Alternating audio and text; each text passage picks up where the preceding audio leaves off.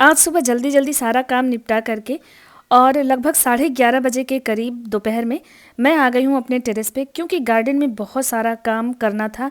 इधर जो है शादी विवाह और फंक्शन पार्टी मनाने के चक्कर में ना बहुत सारे काम पेंडिंग पड़े हुए थे गार्डन में। तो काफ़ी टाइम से मैं सोच रही थी, लेकिन मैं फ्री नहीं हो पा रही थी कि इतना टाइम दे पाऊँगी। इसलिए मैंने सिर्फ कुछ पौधों को ला करके रिपोर्ट किया, साथ ही कुछ मतलब पानी वगैरह का ध्यान बस रखा इस टाइम में। तो इसकी वजह से ना थोड़ा सा गार्डन जो है बहुत ही ज़्यादा गंदा हो गया था। तो उसी की सफाई करने के लिए मैंने एक भैया हैं जो सफाई करते हैं आकर के गार्डन की, उनको बुलाया और उन्हीं की हेल्प से ना मैंने अपने इन सारे गमलों को इस तरह से अरेंज किया। जो मतलब घर बनने में कंस्ट्रक्शन में जो पटरे बच गए थे ना, उनको लगा करके स्टैंड बनाया और उस पे सारे गमलों को रखा। तो hello, welcome back to my channel Shivanka vlogs. कैसे हैं आप सभी? उम्मीद करती हूँ आप सभी बहुत ही अच्छे होंगे। तो भाई, शादी विवाह का मौसम ख़त्म होते ही मेरा आ जाता है समय इस तरह से गार्डन में देने के लिए। तो देखिए, यहाँ पे मैंने एक कागजी नींबू लिया था जिसको मैंने रिपोर्ट किया। आज ढेर सारा काम हुआ है आज गार्डन में। कुछ चीज़ें मैं आपके साथ चलिए शेयर करूँगी। तो यहाँ पे मैंने उसको रिपोर्ट कर दिया ग्रो बैग में, और ये ना सारा किचन का जो मेरे वेस्ट निकलता है उसी से मैं ये सारे ग्रो बैग भरती हूँ और उसी में मैंने ये नींबू का पौधा लगा दिया। साथ ही कुछ जो है सर्दियों के पौधे ले आई थी, जैसे ये देखिए सुंदर सुंदर गुलदाउदी है, तो इसको भी मुझे रिपोर्ट करना था। तो ये सारा कुछ रिपोर्टिंग किया, बहुत सारे पौधों की मैंने रिपोर्टिंग की। सर्दियों के ढेर सारे पौधे मैं नर्सरी से ले आई थी, 15-16 पौधे लगभग ले आई थी। तो सबको मैंने इस तरह से गमलों में शिफ्ट कर दिया, सब में अच्छे से पानी डाल दिया और इसके बाद जो है सफाई करवाई पूरे गार्डन की। तो काफ़ी टाइम लग जाता है गार्डन को साफ़ करवाने में, क्योंकि पूरे जो एरिया में ना पत्तियां वगैरह फैल जाती हैं, धूल मिट्टी हो जाता है। तो ये काम किया। इसके अलावा देखिए, मेरा ये जेड प्लांट जो है बहुत ज़्यादा बड़ा हो गया था। काफ़ी टाइम से मैं इसकी कटिंग करने के लिए सोच रही थी, लेकिन नहीं हो पा रहा था, समय ही नहीं मिल रहा था। तो इन सब की कटिंग की, तो ढेरों काम हुए, मतलब इतने सारे काम हुए कि अगर मैं पूरा वीडियो शेयर भी नहीं कर पाऊँगी। इसके बाद शाम हो गई पूरा दिन काम करते करते। तो देखिए, अब शाम के लगभग 7 बज गए हैं। पानी वगैरह छत पे डाला, छत की धुलाई की और इसके बाद आ गए नीचे। आते ही किचन में काम शुरू हो जाता है।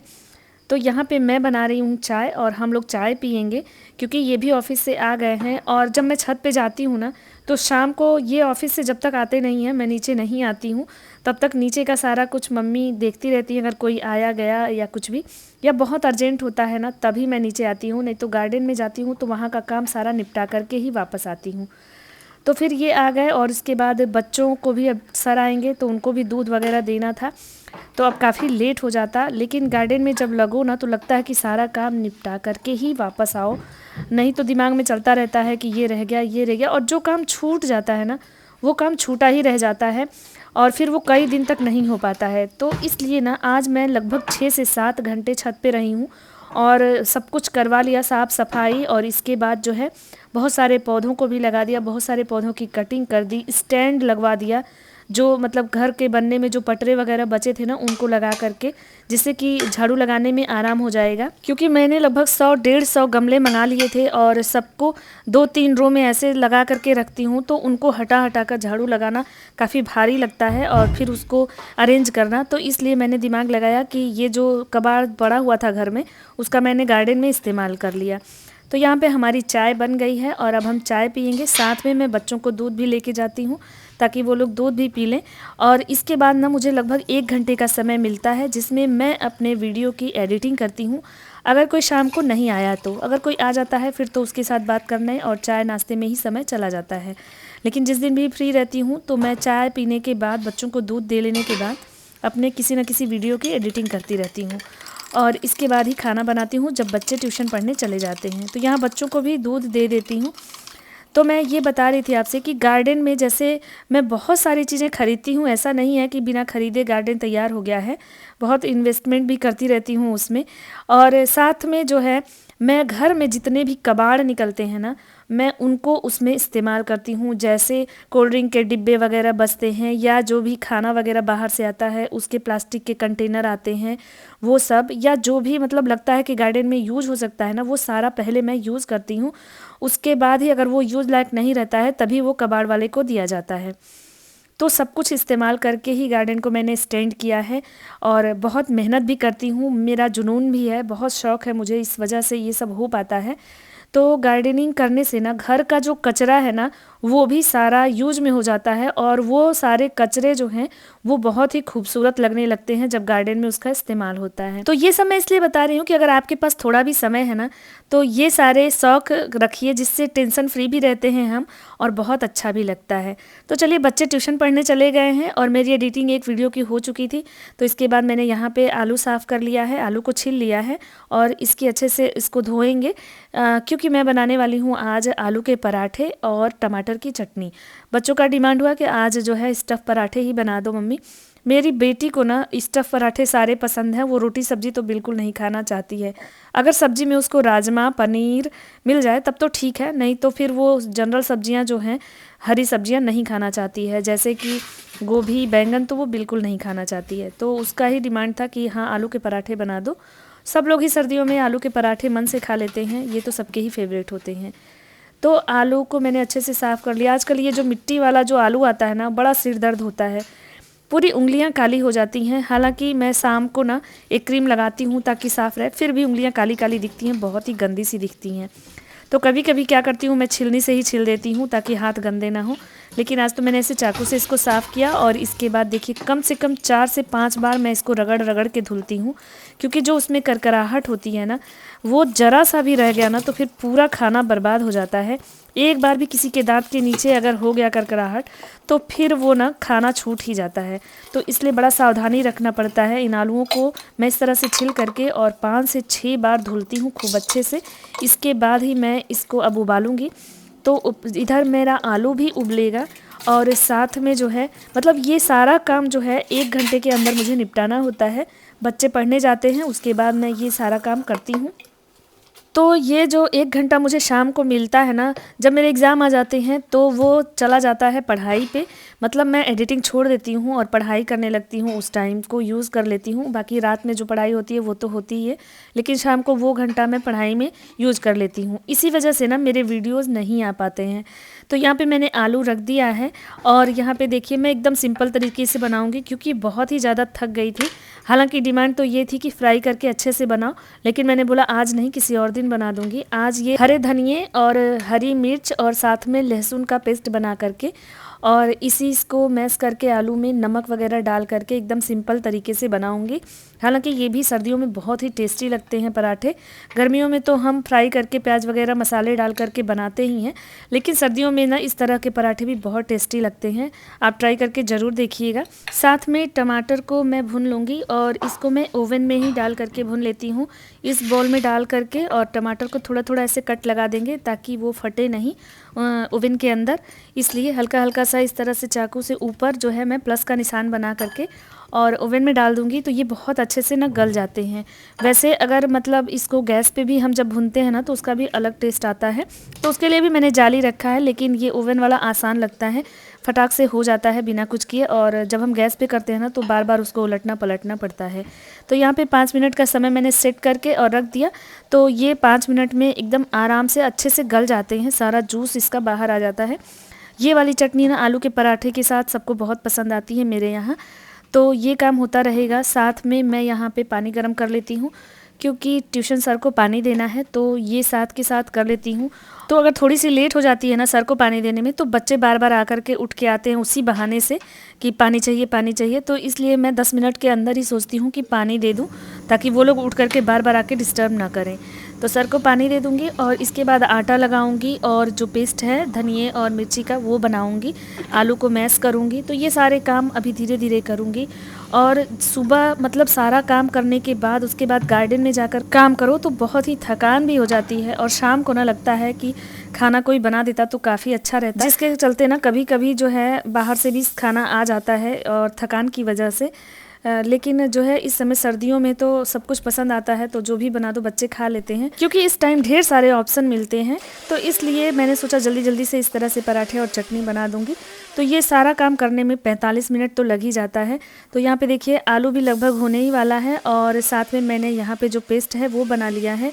और जो मैं चटनी बनाती हूँ ना वो भी एकदम सिंपल तरीके से, सिर्फ जो टमाटर है उसको अच्छे से मैश कर देती हूँ और उसमें नमक, थोड़ा सरसों का तेल डाल करके मिर्ची और धनिया डाल दीजिए तो बहुत ही अच्छा लगता है। एकदम सादा सा खाना होता है लेकिन बहुत चटपटा भी लगता है। तो एक बार ट्राई करेंगे आप ना तो खुद ही आपको समझ में आ जाएगा।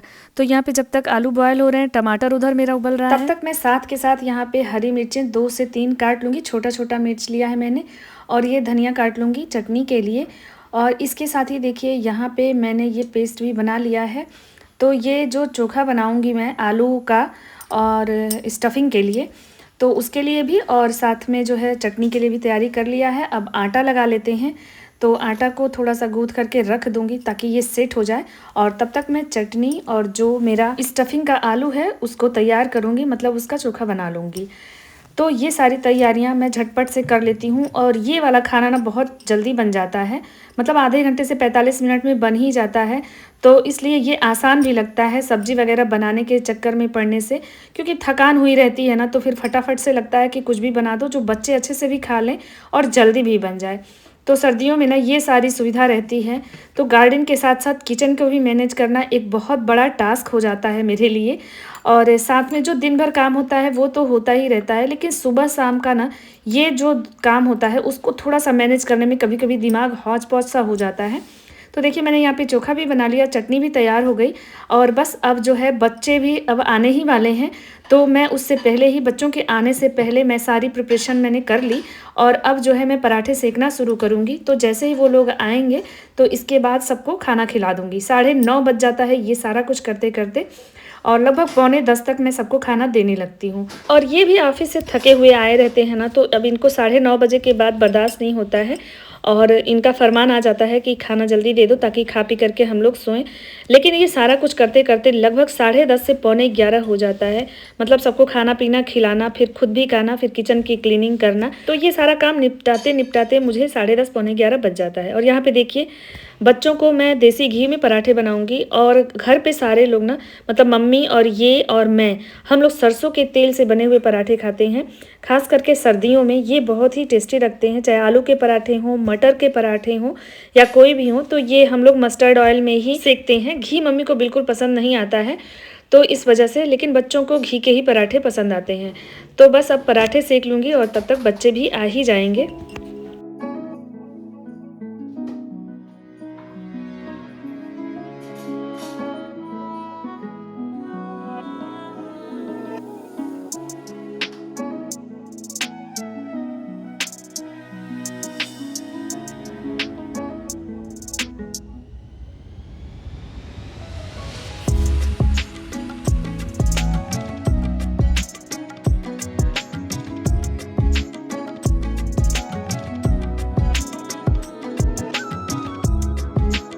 तो एक-एक करके मैं सबकी थाली अब लगाने जा रही हूँ। सबसे पहले मैंने इनके लिए लगाया है क्योंकि ये थोड़ा धीरे-धीरे भी खाते हैं और तब तक बच्चे आ जाएँगे, ये खाना शुरू कर देंगे। दिन भर बिना खाए रहते हैं तो शाम को थोड़ा-सा नाश्ता करके ही रहते हैं, तो इनको टाइम से खाना चाहिए। इसके बाद जो है मम्मी की थाली लगाएँगे और फिर बच्चों की थाली लगाएँगे। तो देखिए यहाँ बच्चे आ भी गए पराठा बनाते-बनाते, तो दे दिया तन्वी को, ले जा कर के देंगे। और यहाँ पे देखिए तन्वी आ गई हैं, इनको शौक़ लग रहा है कि मैं सेकूँगी। तो ये शौक़ इनको कभी-कभी वैसे लगता है, किचन में बहुत इंटरेस्ट नहीं है, लेकिन आज मन हो रहा था। एक्चुअली ठंडा भी है ना मौसम, तो गैस के पास थोड़ा-सा गर्माहट भी मिल रही है। तो बोली कि मम्मी तुम बेल दो और मैं सेकती हूँ, देखूँ मुझे सेकना आता है, घी लगाना आता है या नहीं आता है। तो चलिए इस तरह से भी बच्चे सीखेंगे, छोटा-छोटा काम तो शायद करने लगें। अपना काम तो कर लेंगे कम से कम, कभी ना रहने पे ज़रूरत पड़े तो। आजकल के बच्चों का क्या होगा मुझे तो कुछ समझ में ही नहीं आता है, क्योंकि बहुत सारी चीज़ें हैं जिनमें उनका मन बिल्कुल भी नहीं लगता है। तो तन्वी को किचन का काम अच्छा नहीं लगता है, लेकिन ऐसे कभी-कभी खुश हो जाती हैं तो कुछ न कुछ बना देती हैं। तो बस रात को हुआ खाना-पीना, उसके बाद हम लोग जो है सो गए। फिर ये सुबह का है और सुबह भी मेरा गार्डन में ही होता है। चाय-वाय पी लिया, बच्चे स्कूल गए हैं, उनका एग्ज़ाम है और आज लास्ट पेपर हो जाएगा। तो मैं यहाँ आ जाती हूँ और अपने फूलों को देखने, इनकी पिंचिंग वगैरह इस तरह से कर देती हूँ। जो सूखे फूल होते हैं ना, उनको हटा देने से क्या होता है, पौधा घना भी होता है और इसमें फिर से नई कलियाँ भी अच्छे से लगती हैं। तो यहाँ पे जो सर्दियों के पौधे हैं ना, उनमें ये काम करना बहुत ज़रूरी होता है। देखिए ये अभी बहुत अच्छे से नहीं सूखे हैं, लेकिन फिर भी मैं इनको हटा देती हूँ, क्योंकि 2-3 फूल हटा दूँगी तो इसके बाद ये पौधा घना हो जाएगा और इसमें ढेर सारे फूल एक साथ लगेंगे। तो इस तरह से लगभग आधे घंटे से 45 मिनट सुबह भी देती हूँ गार्डन को, जब समय मिल जाता है तो। और नहीं मिलता है तो फिर इस समय सर्दियों में तो दोपहर में भी आ जाती हूँ। तो होप ये ब्लॉग अच्छा लगा होगा। अच्छा लगा है तो लाइक करिएगा, चैनल को सब्सक्राइब करिएगा। फिर मिलते हैं, तब तक के लिए थैंक यू, बाय बाय।